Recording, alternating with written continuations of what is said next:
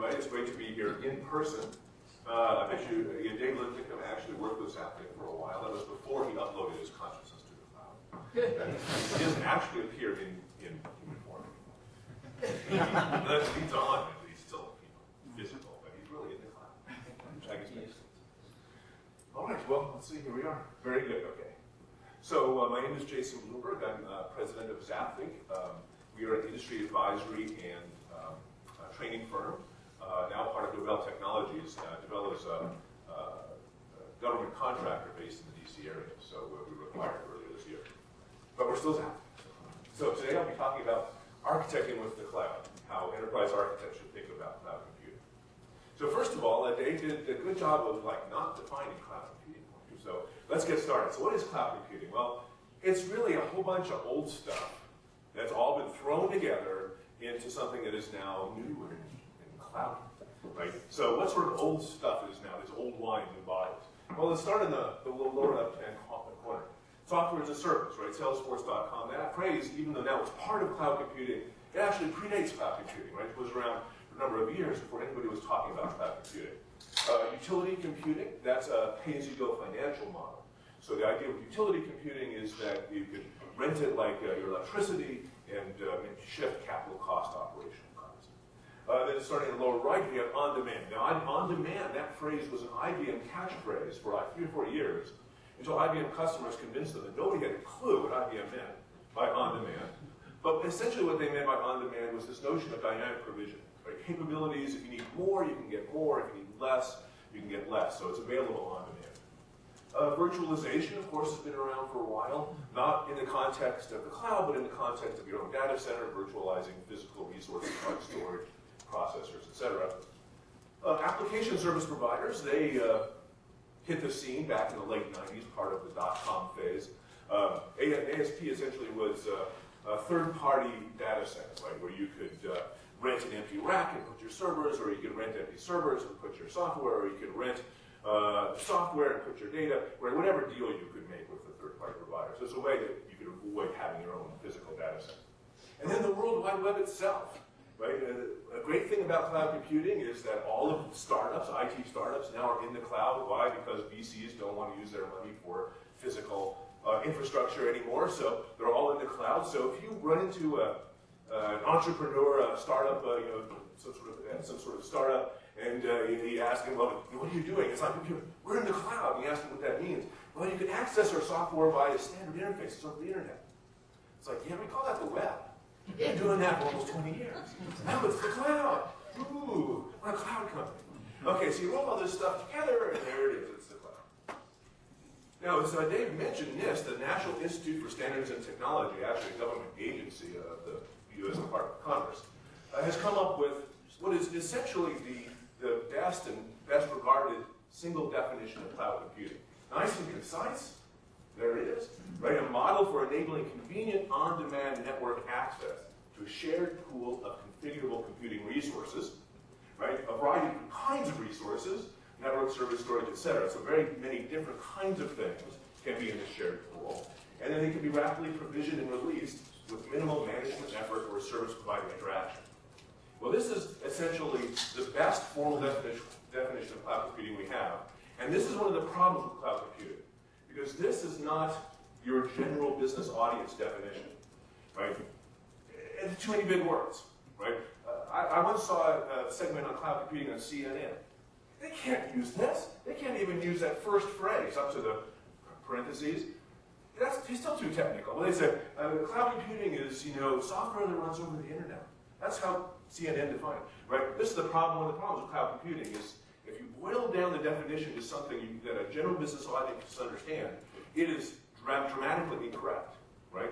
So the most concise definition is still too technical for a general audience. It makes it very hard to talk about cloud computing in a general audience, with a business audience. Okay, so we'll talk about, there's a couple of missed slides. Cloud service models, this is something that Mike, you'll be talking about, right? So, nice slide, software as a service, platform as a service, infrastructure as a service, and Dave listed just about anything as a service you can think of. But I won't spend too much time on that. And then the essential characteristics of cloud. So we have the 3 deployment models, private, community, and public, that Dave talked about.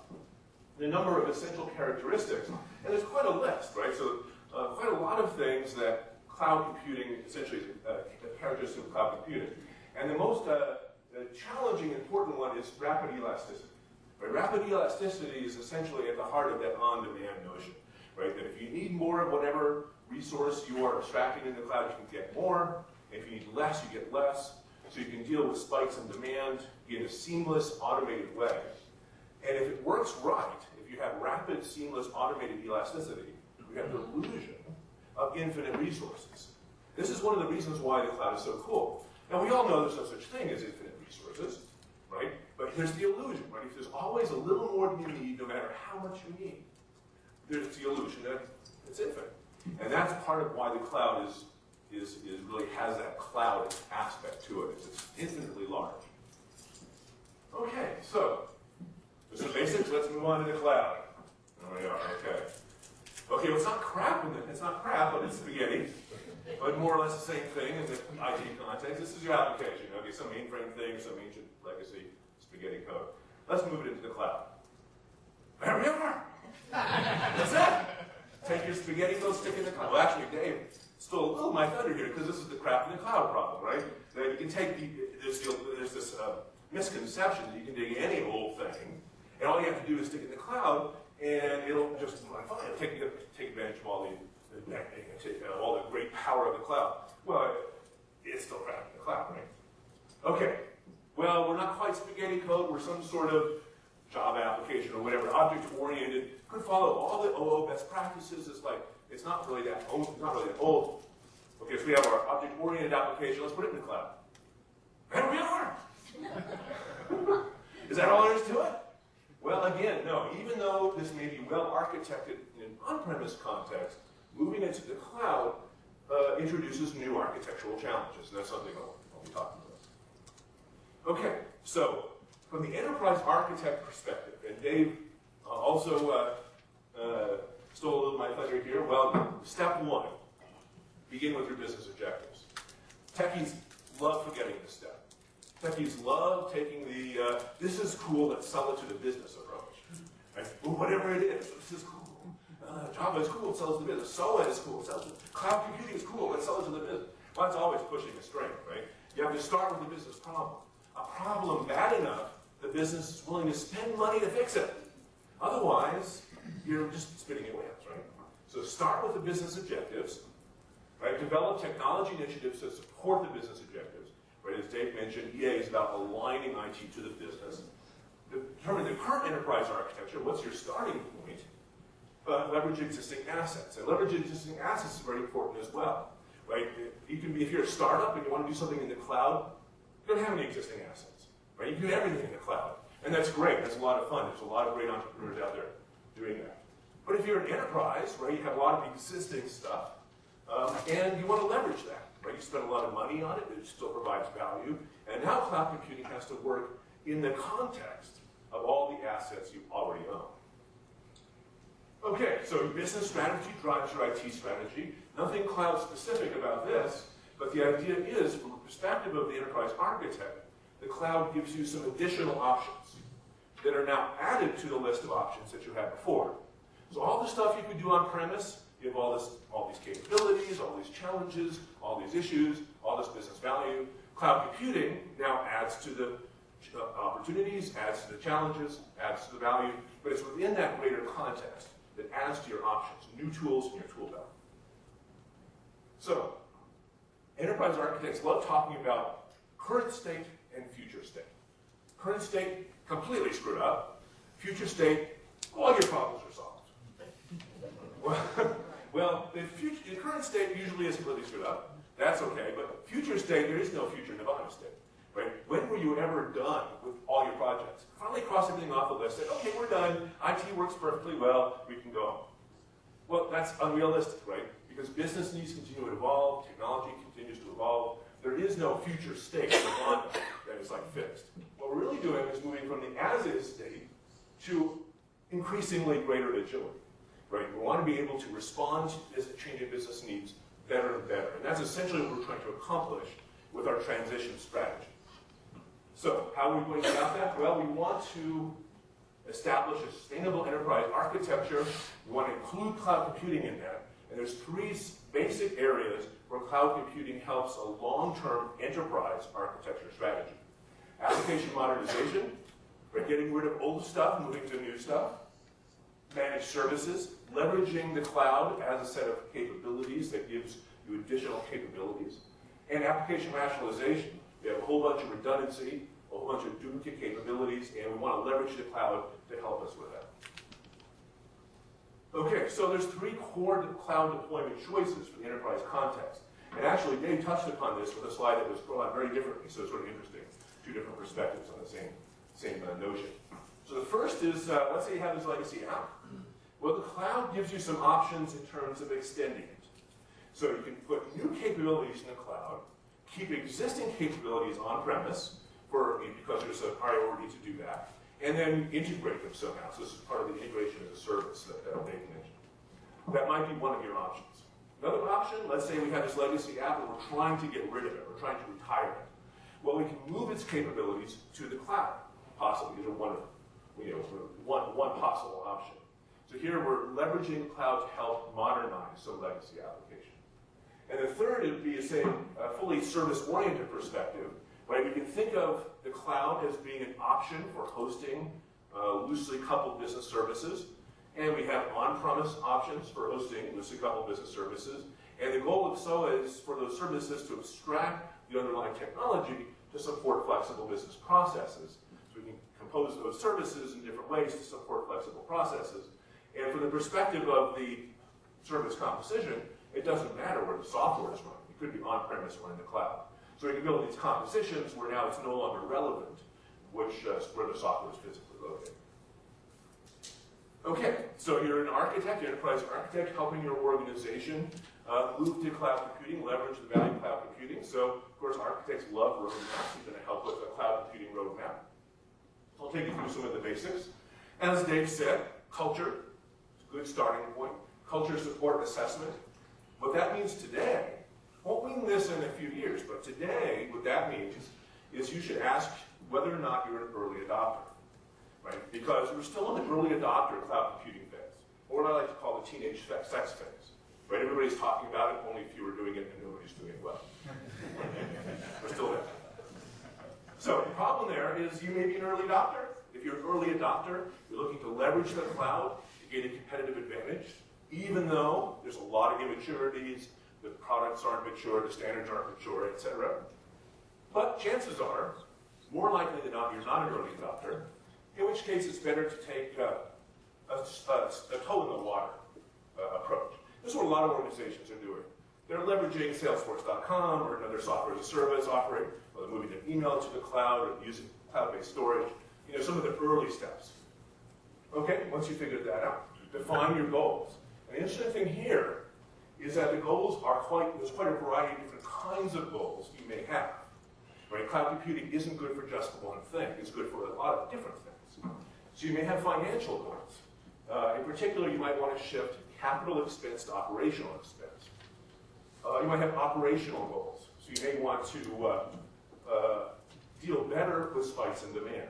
Where before you had to have this whole server farm that was mostly idle most of the time, you want to now deal better with spikes where you don't have to have all that idle hardware. You might have competitive goals, right? You may want to leverage the cloud to roll out new products and services better than your competition. I have a strange feeling Inmar statement there, right? And service levels, right? You may have specific service levels. You want better performance, better reliability, or some other specific requirements that you want to look into the cloud for. You want to quantify these benefits, right? If you're moving operational to operational expense, what's it worth to you? How valuable is it to your organization? You might have specific performance targets in terms of reliability or elasticity, and top-line benefits, right? How much money you're going to make with your new cloud offering. To determine the role of cloud in business and IT, this is where you get to do a little spin, right? Because it's your job to explain what you're doing to a broader audience, to the business audience, as well as to the broader IT audience. So what does it mean for your organization to be doing cloud? Are you focusing on certain applications, certain capabilities, certain business problems? What is the story you're going to tell? Of course, you want to mitigate risks, governance and security. I could talk about that for hours, but that's not the topic today, so you have to do it. Let's move on. You have to choose cloud models, public, private, or hybrid, as Dave talked about, and then you put together your actual tactical plans and milestones. Okay, so what about architecting your application for the cloud? Right, you can't just pick up that spaghetti, stick it in the cloud, right? So what do you need to do? Well, you need to re-architect your application to take advantage of specific cloud benefits, in particular elasticity, but also the fault tolerance of the cloud. If you don't do this properly, then you won't get the benefits of elasticity and fault tolerance. In fact, you'll probably have more downtime rather than less if you don't architect it properly. The bottom line here is if you do your work, you'll probably end up with a better architected application all around. Right? So a lot of times, existing applications have all sorts of issues that you're able to get around because you can throw more hardware on them, or you have a team of people. If something goes down, they bring it back up real quick. Little mice spinning wheels making the application work. Move to the cloud, you can't afford this. Right? You have to allow for the fact things are going to fail, the network's going to slow down. You have to deal with spikes in demand in an appropriate way. So if you don't have the proper architecture, you're not going to get those advantages. Okay, so challenge of elasticity.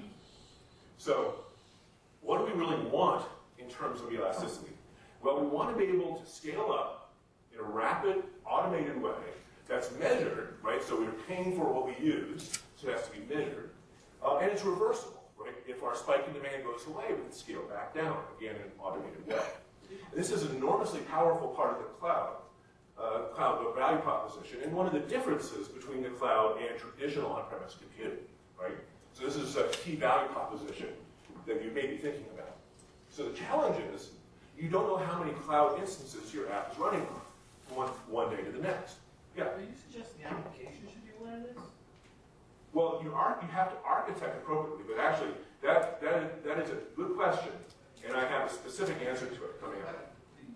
Insane. The application is worrying about. Well, you're going to have issues, and I'm going to talk about that. Okay. But actually, that's a good point, right? If you just picked up your spaghetti code and stuck it in the cloud, you'd have that issue.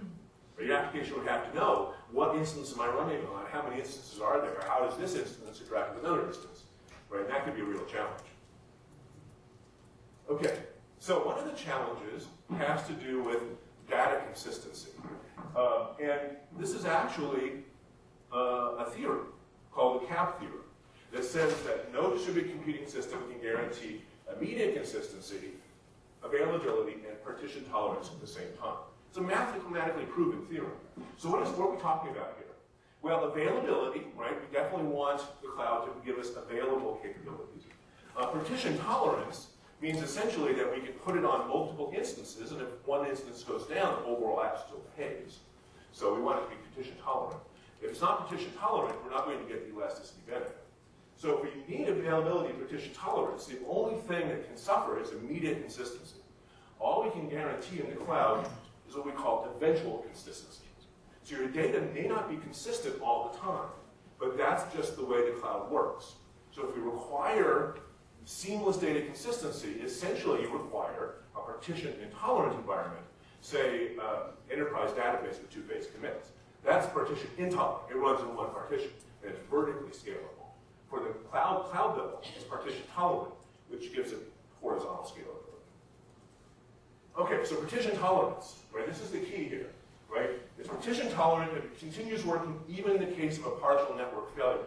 And those you can plan on and expect in the cloud, right? That's part of the way the cloud works, is you'll have partial network failures. You have no idea what's popping up. But the cloud is designed to recover from those quickly and automatically, but they still happen, and you should plan on them. So, as a result, cloud environments are inherently partition tolerant. So, you know, I have some pretty wacky images. Does anybody recognize this movie? Little movie. Brazil, very good. It's partition tolerant, right? There's tables being pulled through the partition. I'm just playing a joke. So actually, we can no longer have ACID transactionality in our databases because that is a partition intolerant approach. If you require that, you don't want it in the cloud. The way the cloud works is it follows, instead of ACID, it follows base. Now, I didn't make this up. Who knows? In fact, this whole notion of base predates the cloud. It's been around for a number of years. So what is base? Well, it's base and availability, supports partial failures without leading to a total system failure. We definitely want that in the cloud. Soft state and eventual consistency. So eventual consistency, well, let's talk about soft state first. Soft state means that if your state isn't refreshed, it expires. It's like, wow, how can we do that? And eventual consistency, it's okay to use stale data some of the time. This is a different way of thinking about how good your data have to be for you to survive in this world. But if you think about it, this is the way a lot of the web actually works. This is why when you do a Google search, it gives you an approximate number of results. Did you ever notice that? Maybe 125,000, approximate. Well, why don't they know the number? Why is it approximate? Well, you're just not paying them enough money to give the real number? No, they don't know the real number because they only have eventual consistency. If you do the same search on 3 different computers, you might get different numbers, right? Even going against the same set of data. Soft state is familiar from instant messaging buddy lists, right? If your buddy is connected, you see a little icon that says he's available, right? And let's say his computer crashes, or he drops off the internet, he switches his phone to airplane mode or something. Well, the message doesn't get sent, so your IM client doesn't know he's no longer available, right? So he stays available, but he's not, right? He's off the internet. Well, eventually it times out, as it were said. So that's a very common behavior that we're used to, but that is also part of the way the cloud behaves. Okay. So here's the question. Are you ready for inconsistent data? Right? If you're building, say, an inventory system, right? Well, what's the role of an inventory system? To tell you how many widgets are in inventory. And if you can't get that right, what's the point of having an inventory system, right? So it depends on how you think about your application. Right? It's a different way of thinking about what it means to offer data from a cloud environment.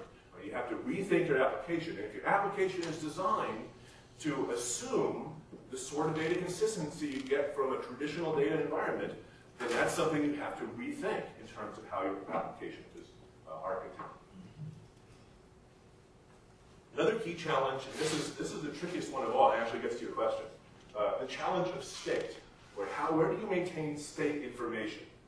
So you're in your shopping cart, and your shopping cart's in a particular state, right? You put something in it, it stays there, you're at this step of the transaction, that step of the transaction, right? Where is that state? Where do we keep it? Well, we keep it on the cloud instance. And that's the problem with the crap in the cloud, spaghetti in the cloud. Because traditionally, we put state in the application, right? Well, the problem there is it's not fault tolerant, right? The instance goes down, you lose your state information, and it doesn't scale very well. We put it on the persistence tier. So every time any customer puts anything in a shopping cart, you write that information to the database. Every single time, right to the database. Well, that presents scalability challenges, right? Everything you do on the client is now written to the database, every little step. So when you keep it on the client, well, that's actually the best approach. But it requires an architectural approach that enables hypermedia to be the engine of application state. So the hypermedia, that is the set of resources interconnected by hyperlinks, becomes the engine for application state. Does anybody recognize that, friends? Hypermedia is the engine of application state. I have one guy smiling. The rest of you are clueless. Hypermedia as the engine of application state, also known as HDOS. Well, what does this mean? Essentially, the client, so this is the browser or the client application. If it's not a browser, it could be a dedicated app. It would be a little box churning out coupons on the supermarket register, right? Whatever. The client interacts entirely through hypermedia. So basically, the person is clicking links, is what we're saying. Representation, so that's like web pages or any other file that the server sends to the client, whether it's a web page or an XML file or image or whatever it is, reflects the current state of the app through hyperlinks. And following the links, essentially, is how you maintain state for the application. So the hyperlinks themselves contain opaque references to persistent state on the server. So we have state on the server, and we have state on the client. So HDOS, what the hell is HDOS? Right? One guy is smiling, the rest of you are saying, what the hell is HDOS? Well, it's one of REST's 4 architectural constraints. Anybody here heard of REST? Okay, got about a third. That's better. Well, I'll define it for you. So, REST is essentially an architectural style. And when we say architectural style, we mean a set of architectural constraints. And REST has 4 specific architectural constraints. And HDOS is one of them. But this is the one that Restafarians struggle most with, because it requires thinking about hypermedia applications, as opposed to thinking about interfaces to pieces of software, which is where Restafarians, followers of REST, like to work. But it's the most important one, because what is REST for? REST is architectural style for building distributed hypermedia applications, right? Like the World Wide Web, or anything else interconnected by hyperlink. Okay, so what is REST? Well, it stands for Representational State Transfer, and it's a style of software architecture for distributed hypermedia systems like the web, or any other sort of application that is interconnected by hyperlinks. So this fellow here, Roy Fielding, he invented this thing in his doctoral dissertation. He works for Day Software now. Now he's a pretty sharp guy. He actually was one of the original creators of HTTP before he wrote his doctoral dissertation. And he came up with REST not sort of from thinking about a blank page, here, you should all follow this. No, he looked at the web and said, wow, look at the web. It's horizontally scalable. It's resilient, right? Parts go down, they come back up. And there's no single person in charge of the thing. And it just keeps running, right? That's pretty amazing, right? Wouldn't it be great if all our enterprise apps, or a huge set of our enterprise apps, had those great properties of the web? So what are the core architectural principles of the web that we can distill and abstract so we can use them for other kinds of applications? And that's how we came up with REST. He looked at the web and saw that it was good. He wanted to make sure we knew how to do it. Okay. So we'll talk about resources, which are essentially the things the server does for you, entity or capability on a network. So it could be as simple as a web page, or a JSP script, or PHP or Python script, or something more sophisticated. It could be any kind of file. A representation is a concrete manifestation of a resource, so it's what the resource gives to you. So a PHP script might generate an HTML file, and that would be the representation, or an image, or a vector graphic, or a media file of other sorts. And hypermedia is a style of building systems by a network of multimedia nodes connected by hyperlinks. So hypermedia is a generalization of the term hypertext, only it's not just text anymore, it's any kind of media. Right? You embed links in media, in videos, or image files, or any number of different kinds of media. Okay, so the 4 architectural constraints for REST: separation of resource from representation, manipulation of resources by representations, self-descriptive messages, and the big one, hypermedia as the engine of application state. So I don't have time to talk about the first 3, but the 4th one is a critically important part of our story today. So HDOS in action. Hyperlinks dynamically describe the contract between the client and the server in the form of a workflow at runtime. So there's this sort of contract. And if you're familiar with service-oriented architecture, contracts are an essential part of what it means to define a service. So we have a contract for a service that specifies the relationship between the consumer and the provider of the service. Well, now we have contracts between clients and servers in the form of a workflow at runtime.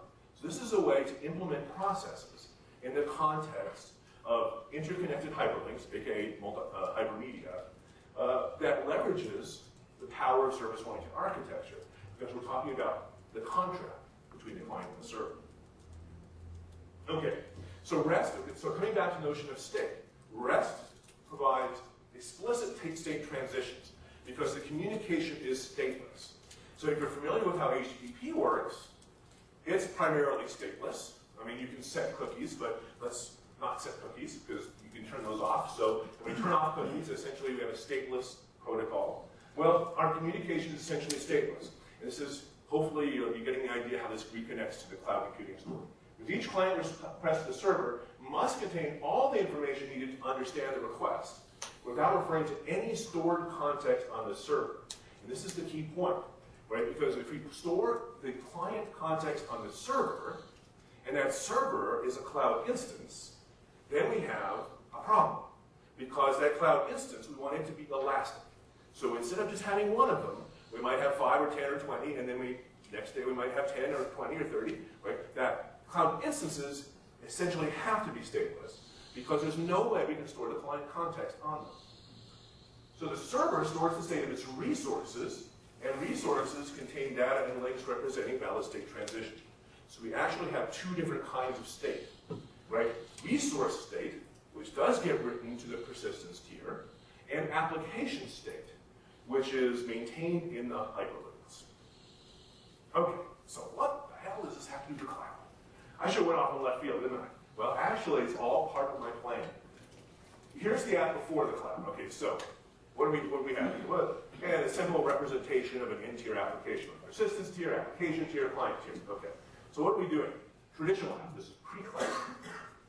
Well, we can scale that thing, right? And there's different scaling approaches, right? On the database, we have sharding, data virtualization, a variety of data-centric approaches, so we can scale. We have Oracle databases, we have a lot of options for scalability there, right? On the application tier, we have clustering and other techniques like that. And then we can also do load balancing on the network, so requests come in from clients. And if we have a huge number of clients, we can distribute the requests to a server farm, right? And so we can scale this any way we like. How are we dealing with state? Well, we deal with state on any of the tiers, right? We can persist state. If you want to keep it around, you just write the state to a database somewhere. We can maintain state in the application tier, session beans, threads, session cookies. There's a whole variety of different things that can do that for you. And then we can actually maintain state in a traditional app on the client, say with HTTP cookies, putting information in the URL, or hidden fields. There's a few different techniques for that. WS addressing is a web services standard to help you with that. Okay, so let's put this in the cloud. Here's your app in the cloud. So your database is in the cloud. There's not just one database. It could be one today, tomorrow it's 5, the next day it's 10, right? Because it's elastic. Might be more, might be less, and it's going to spawn additional instances as needed in an automated way. Same with the application tier. You're not necessarily doing both of these, and one or the other or both depending upon the needs of your application. It all depends. But you might be doing both. So your application tier has to be stateless because of the reasons I explained, right? You could have more or fewer of those, and you don't know from one day to the next, 1 minute to the next, how many you're going to have. And then your application state, as I talked about, has to be maintained on the client. Okay, here's how it works. This is the coolest slide. Took me hours to get this one. Hit the bottom button again. How many? Okay. Didn't let me drink more. Okay. It was stateless. Okay, so I'm on the Amazon website, right? So I'm the client. I need my shopping cart. What am I going to do? Okay, so I go to a database to fetch my shopping cart, right? The backend spawns a cloud instance, which is now going to handle my e-commerce transaction for me. So the backend provides a hypermedia representation of your cart to your application instance. So that could be, I've had a little process diagram there, that could be, theoretically it could be a Beeple file, although Beeple is a bit sort of reached its end of life. The OWL is getting more familiar with the YAWL, yet another workflow language. But it could be any kind of representation of the shopping cart application as a set of hyperlinks. So essentially it gives that to the instance. And now the client, the user, can interact with the shopping cart instance running on that particular application instance in the cloud. Okay, and so the user clicks links and completes forms, and that's how you work your way through the shopping cart. Now it doesn't help to go back to the database unless it has to update the resource state or fetch something from the resource state. But if you're just moving through the application, you're just clicking around something that was given to you from when it first loaded that. The advantage here is, let's say I need to spawn another one for scalability purposes. Or I actually have multiple of those at the same time. Let's say this user now clicks a link and it's served from a different instance. Well, the instances are stateless, so they're all doing the same thing. So as long as it has the same hypermedia representation of the cart, it's going to work the same way as any other instance, because the instances themselves aren't maintaining state. So here's the powerful thing, right? Okay, so we're done. This is the happy path, right? Nothing broke, So you could spawn another instance and redo for scalability, or we can complete the transaction, and something has to be written to the persistence tier, namely the completed transaction. Right? So we're done. That's the happy state. But what if something goes wrong? Watch this. Crash. Okay. So what happens if a cloud instance crashes in the middle of your shopping cart, your e-commerce process? Well, the old way, you have a problem, right? Because either you've been writing state to the hard drive every single time so that you can somehow reconstitute it, which will be very hard to scale, or you're putting state in the middle tier, which is more traditional approach, in which case, sorry, an error occurred, please start over.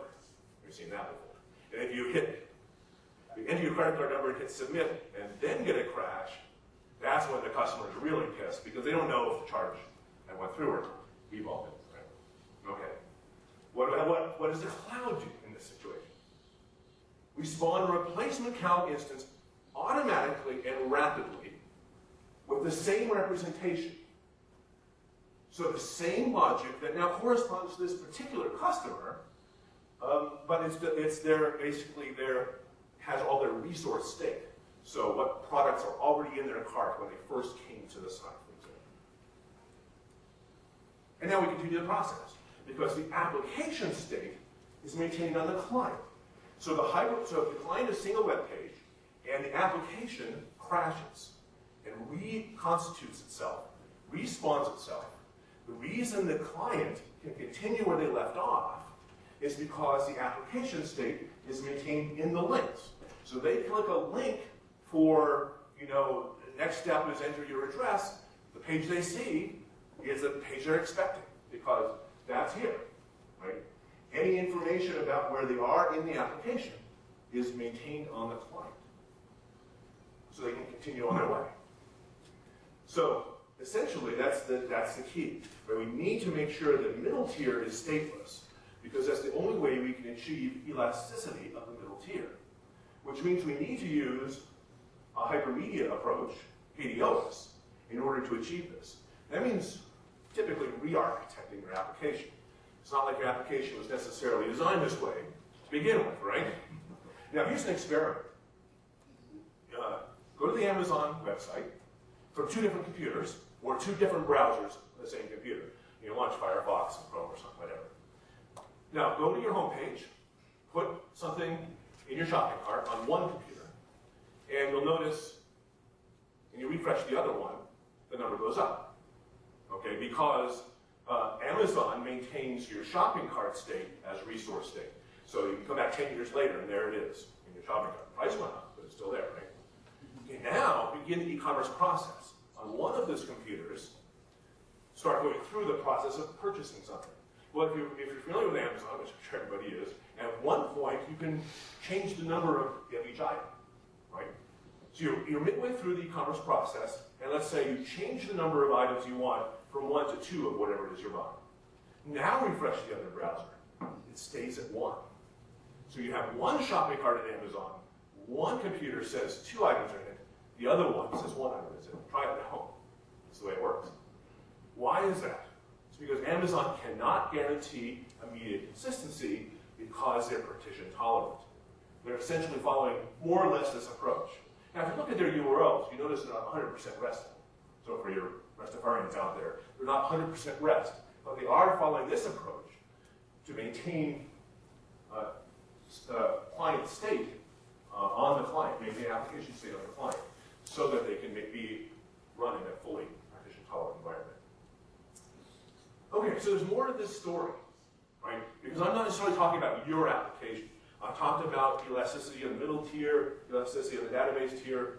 Not every app requires both, right? Your situation is going to be unique to your particular environment, your particular business context. So you have to answer, you as the architect, so you or your architect has to answer these questions. Where do you require scalability? Where do you require elasticity? And which of these options are right for you? And actually, that's going to be something you're going to talk about. Which of these options are right for you? So if you don't know, the cloud is the answer, unless you request. All right, that's my talk. Where we go?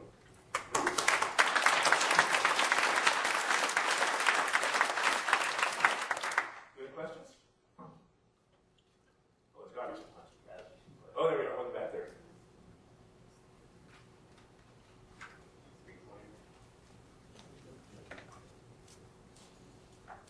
ideas yet on how much this will actually save in the long run? Just in Well, that's terms an important question, because one thing Dave mentioned is it doesn't necessarily save you money. That's part of what you have to think about. One of the things that we've seen is that cloud computing will save you money if you do it right, but not a huge amount of money. Right? So we saw one case study, it was about 20%, which is pretty good, but don't expect like 300%. And that's only if you can achieve some of the architectural benefits, elasticity, fault tolerance benefits. Well, I was thinking more along the infrastructure side, right? So not everything, not necessarily, a savings isn't always necessarily the end customer that's doing it, right? It might be the person who's laying the groundwork for the sites and things like that. So, I mean, in terms of data center sprawl and stuff like that, I mean, has anyone done an estimate yet in terms of how much less iron they're going to have to lay in order to... Well, that's something every organization has to do for themselves. I mean, one of the benefits of the cloud is the low initial cost. Right? This is why the startups love it, right? Because it keeps your initial costs. If you're just rolling out a new application, or let's say you have a new website that's you expect to have tons and tons of traffic, but you don't yet, right? The cloud is a great way to keep the initial costs low because you know the costs are only going to go up if you need that capability. So it's still worth doing the projections because you want to make sure that over the full life cycle of the application that it's going to be more cost effective. Otherwise, you may not be delivering the value that you're intending. So that's a key point. It really depends upon each organization. Yeah, question. I think one reason that varies too is because if you look at your infrastructure platform you have, your storage platform may be an enterprise class system, but the application or the environment you're putting up doesn't need that level of availability. It doesn't need the storage tiers that you have, so you're probably overspending there. Whereas if you deploy in the cloud in the right place, it may not matter if you're on a low-end SAN or even just direct attach storage. So there may be some savings there, so I think it varies across the board depending on what your requirements are. Yep. And sometimes the value of shifting capital operational costs is, you have to measure how valuable it is to you. It really depends upon your organization. Some organizations, if you're in a highly regulated industry, the regulation dictates, this much money for capital, this much money for operational expense. In which case, being able to shift capital operational expense frees up your capital budget for other things. That might be a very high priority to your business. Other organizations, private companies, may be more, just the executive would say, oh, I should move money from here to there, and it's less important to you. But it can still be a valuable. It's just like, do you buy something or lease it? The same decision, right? You're shifting capital operational expense. Essentially, the cloud is another way of leasing these assets, and maybe a cost benefit, depending upon your high-end situation. Yeah. This is kind of a really broad question, but could you talk a little bit about like the application development ramifications of the sort of the HDOS or whatever, this hypermedia representation of data? So is that a completely different paradigm than say what traditional object-oriented developers are used to? Or I'm having a little trouble kind of wrapping my mind around that. Yeah, there's a lot more to be said on that. I just didn't have the time in this talk to go through it. Most developers who start with REST start at the other end of REST. They say, well, we can think about addressing resources on the network via HTTP requests that follow a uniform interface. We have 4 key operations. We're going to stick to those. We're going to format our URLs, or generally speaking, our URIs in a particular format. And this gives us a way of loosely coupling the representation from the resource. So that's one of the 4 principles. And then you work your way up to HDOS, and a lot of developers struggle with that. But if you think about it, HDOS is essentially the way the web works. Right? If you think of any hypermedia application, it's just another way of saying website, only we're abstracting the web and we're abstracting the site. So we're taking the idea of a website and abstracting it so we can use any kind of media representations, and we can, at any kind of server capability, provide those media representations. So it gives us all the power of building this website. But if you've been working in a web environment, then you're comfortable with the stateless nature of web interactions. This essentially moves that to the next level of saying, well, there's a formal way of dealing with application state where if we follow certain rules about constructing these hyperlinks, we're able to build more sophisticated applications. But one of the interesting things is how that ties to cloud computing. And I know not too many people have really thought through that. That's why I spent time on the animated slide. It's like making sure your cloud instances are stateless is going to be an essential part of achieving the benefits of the cloud. And hey, we have this approach that we've been using for the web for years that makes that easy, right? So it's relatively straightforward. I mean, it's an HTTP-centric approach that follows the model of the web. And we've been doing that for 15 years. The reason they're stateless, I think the point that you know if you're not driving is that it's the application that helped in prior like SOAP applications where you had to know everything to ask. Whereas REST, the idea is you find out more information as you request. So you ask and then it turns you back an inventory. Then you can ask a more intelligent question. And that's the paradigm shift of Hediosis is that it's a more intelligent dialogue with the server abstracting more information back to you as opposed to kind of a classic SOAP transaction where you kind of have to go diving in, not knowing anything. Right, it's the power of the self-descriptive messages, which is a third of the 4 REST constraints. Right, each message, that's each interaction between client and server, and not only has the data you're looking for, but all the relevant metadata. So the limited notion of this appears in web service interactions, right, where a SOAP request has all this metadata for all the data. That's part of why SOAP requests are so, SOAP interactions are so verbose, is there's so much metadata in them. But one of the challenges with the web service approach is that contracts are externalized, so they're developed at design time, so they're not dynamic, right? To update a contract in the SOA context requires elaborate governance and versioning, and it's a big challenge. So how do we version services without breaking consumers and maintaining loose coupling? And in our licensed ZapThink architect course, we spend hours on that because it's such a big challenge, right? So that's one of the challenges with REST. The contract with the client service represented is the workflow at runtime. So it's dynamic, and we can build it as we go, as you said, by providing metadata-rich descriptions with every interaction. So the other key advantage is with web services, you specify the operations. And that's always been a problem with web services. Each vendor handles operations differently, and it's awkward, it's difficult, and it locks you into an RPC, or remote procedure call approach. Even with document-style web services, still have an RPC context because you have to specify the operations.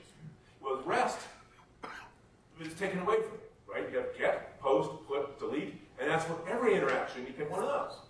Well, now you don't have to worry about it. All you have to worry about in the server is making sure you know what to do if somebody says a get, post, put, delete. As you say, if the server says, well, I'm not sure, then it will respond with, here's some options, right? And now the client can pick one. There's a variety of different ways of establishing client-server negotiation. So, so on one hand, from the developer perspective, it's easier. On the other hand, it requires a different way of thinking. I think that's why it's so much fun. Other questions? Yeah. In referring to eventual consistency, especially in a high volume, high availability, distributed application and data, is the implication that really a big data or NoSQL solution is optimal? How would you compare and contrast that to a traditional relational database in that environment?